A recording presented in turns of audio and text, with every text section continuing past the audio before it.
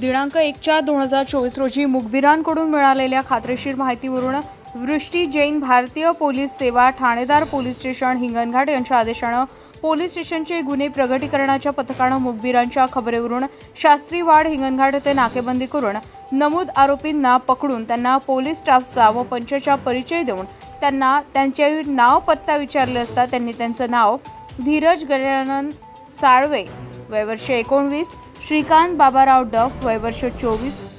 दोन्हीही राहणार शास्त्रीवाड हिंगणघाट असं सांगितल्याने त्यांच्या ताब्यातील मोपेड गाडीची पाहणी केली असता आरोपीच्या मोपेड गाडीवर 4 खरड्यांच्या खोक्यामध्ये प्रीमियम नंबर 1 कंपनीच्या देशी दारूने भरलेल्या 400 शिश्या मिळून आल्याने आरोपी क्रमांक 2 च्या घराची घरझडती घेतली असता आरोपी क्रमांक 2 यांच्या घरामध्ये 4 खरड्यांच्या खोक्यामध्ये प्रीमियम नंबर 1 कंपनीच्या देशी दारूने भरलेल्या 400 शिश्या असा एकूण 800 शिश्या प्रति शिशी 100 रुपये याप्रमाणे 80,000 रुपये व मोपेड गाडी क्रमांक MH32AU 0571 ज्युपिटर अंदाजे किंमत 70,000 रुपये असा एकूण 1,50,000 रुपयांचा माल मिळून आल्याने सदरचा माल मौका जप्ती पंचनामाप्रमाणे जप्त करून नमूद आरोपी विरुद्ध गुन्हा नोंद करून तपासात घेतलाय।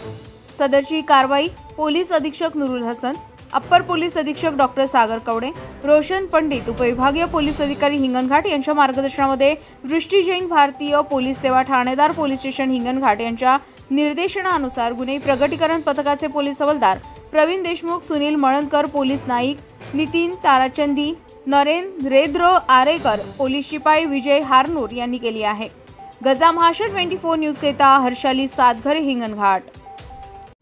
ताज्या घडामोडी आणि बातम्या जाणून घेण्यासाठी गरजा महाराष्ट्र 24 न्यूज या आपल्या YouTube चॅनलला सबस्क्राईब करा आणि बेल आयकॉन दाबायला विसरू नका, जेणेकरून आपला व्हिडिओ आल्याची ताजी खबर तुम्हाला ताबडतोब मिळेल।